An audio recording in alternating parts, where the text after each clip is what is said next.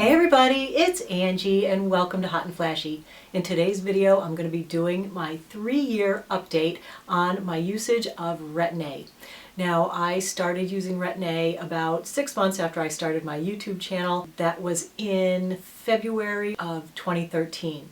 Then in December of 2013 I posted my first Retin-A results video, which was my 9-month update.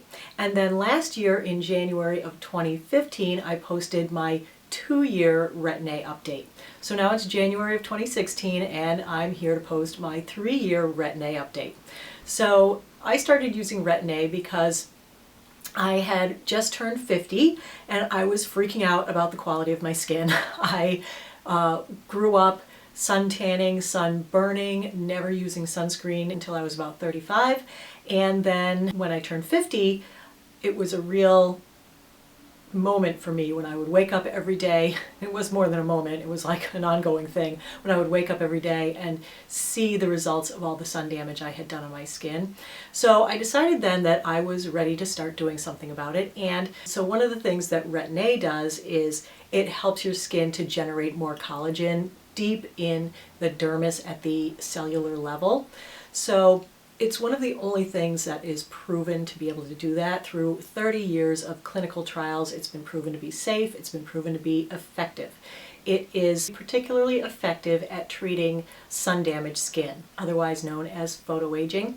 So the signs of photoaging that Retin-A is really good at improving in your skin are discolorations like age spots, wrinkles, of course, we all love our wrinkles, so we love them so much we want to get rid of them. So fine lines and wrinkles, skin texture issues like roughness, skin laxity issues, so it makes your skin firmer, and also it can improve sallowness, so it can help to brighten up your skin tone overall.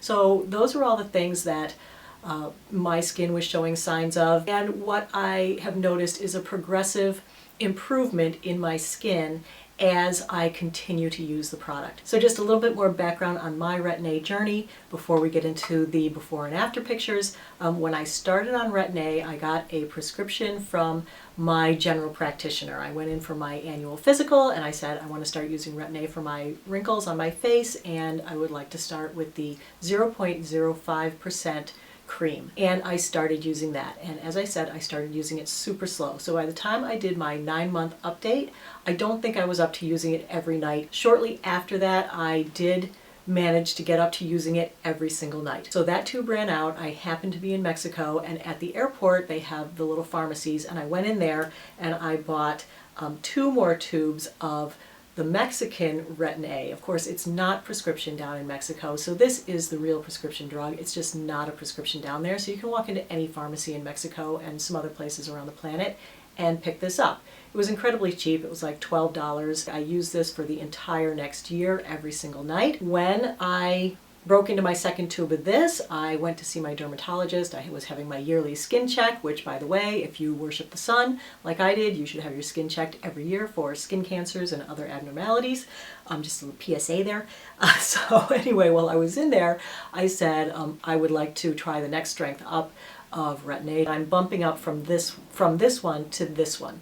So I went ahead and I did it the super slow way. So I started it a year ago in January, and I am still not up to every night with this one, but I am up now to 5 nights a week with the stronger strength and only 2 nights a week with this one, and I'm doing just fine. I'm having minimal irritation, no peeling, no sloughing, no additional redness, no burning, no itching. So I decided to try to bump up to the 0.1% for a couple of reasons. I had read all the research that said that the 0.05 was the strength to use, but I'm like, if this stuff is twice as strong, maybe I'll get more results out of it. If I do it slowly, maybe it'll be better. I wanted to see if it was. I read another study that was done in 1996 that indicated that the pre-treatment of photoaged skin with tretinoin 0.1% resulted in the prevention of collagen degradation. So I was like, wow, just blown away by that one. I'm like, if using this can prevent my collagen from breaking down anymore, then I want to give that a try too. So, I am not a clinical scientist, obviously. I am a mere YouTuber and blogger who runs home experiments. You know, I get the cream I want to use, put it on my face, I try to do it in a way that is not harmful, and I take pictures of myself. So I'm going to bring in my before and after pictures now, but first I always have to give you my disclaimer about my pictures. Because I'm not a scientist, because I do this at home, the lighting will not be exactly the same in all the pictures, especially in the first year. I didn't have my studio lights, and I just sat by the window and took the pictures. So you'll notice that in the very first picture, the before picture, the lighting is much harsher, and you know, the wrinkles obviously look deeper because of the lighting, but it's not just all because of the lighting. Then from the 9 months on, I did have my studio lights, and after that I try to get the lighting the same, my expression the same, because how much I'm smiling makes a big difference in my crow's feet. I wish I had taken better before pictures back then, but I didn't know I was still going to be using these things 3 years into the future. You know, I didn't have a crystal ball back then, so who knew? What I noticed in this picture is that my eye wrinkles are particularly improved, my jawline is still improving, and especially those wrinkles kind of above my jawline and the side of my face, that skin is definitely firmer. And of course, as we all notice on all my videos, is that my eyelids continue to improve by using Retin-A. Now, take note, I do not put Retin-A on my eyelids. There are certain places on your face that you should not put it because it is strong and it will cause too much irritation. Your eyelids is one of those areas, so I don't put it there. But then within 30 seconds, I'm putting on a moisturizer on top of it, and I am smearing that onto my eyelids. So I think that a tiny little bit of the Retin-A is probably smearing over onto my eyelids, but just enough so that it's not irritating and it is having an effect. Feel free to stop the pictures and really look at them. I also put all the pictures up on my blog. They're a little bit higher resolution on my blog, so if you want to jump over there and take a look at them, feel free to do that. When I took those first pictures, I didn't take a full front view.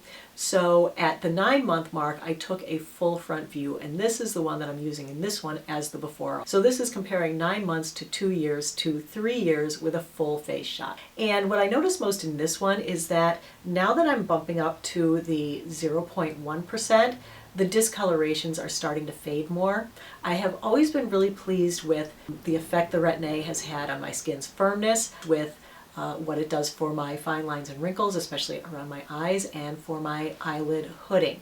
But I haven't been that pleased with its ability to erase some of my discolorations, and I've noticed that now that I'm bumping up to the 0.1%, that my discolorations are starting to fade more. All right, so those were my before and after pictures, and so I hope that you had a chance to really look at them. And you know, I put them up here so you can decide if you see enough of a difference to make it worth your while, worth the cost, worth the effort, worth the potential for irritation.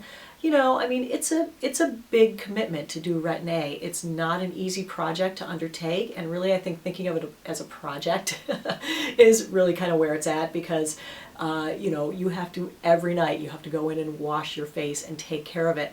The other reason that it's a project is because you really should not use it unless you're going to 100% commit to using sunscreen every single day of at least an SPF 30 or higher. The sun is the thing that did all that damage in the first place. The sun is the reason you have age spots. So why would you use something to undo all that sun damage while you're accumulating more sun damage? That doesn't make any sense to me. So that's why I say it is a project to use Retin-A. Okay, and just the last thing before we go, you may be wondering about my Botox and filler use.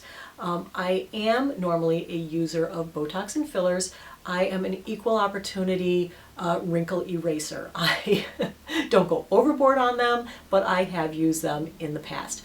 Currently though, my Botox is completely worn off. I haven't had any Juvederm in like 2 years, and I did have a Voluma in a half a syringe in each cheek, 1 syringe total, which isn't much, 18 months ago, and that is supposed to last for 2 years. That could possibly still be in there a little, but it was in there at my 2-year pictures as well. So just so that you have something to compare. So this is pretty much my face without Botox and without fillers. And looking at the before and the after, and even comparing me now in this video to some of my earlier videos, I can see a huge difference in my face. I can see a huge difference in my skin. I'm just so pleased with the results that I've been able to have. And of course, you know, everyone's results are different. Everyone's skin is different. It depends on how much damage you have. It's not for everybody. For me, I'm going to use it because I'm somebody who likes to really, fight back this thing we called aging with both fists. All right, so that's it for today, everybody. That is my 3-year update on Retin-A. I hope you found the video helpful and informative. As always, I thank you for your time and appreciate your watching, and I will see you in the next video. So take care. Bye-bye.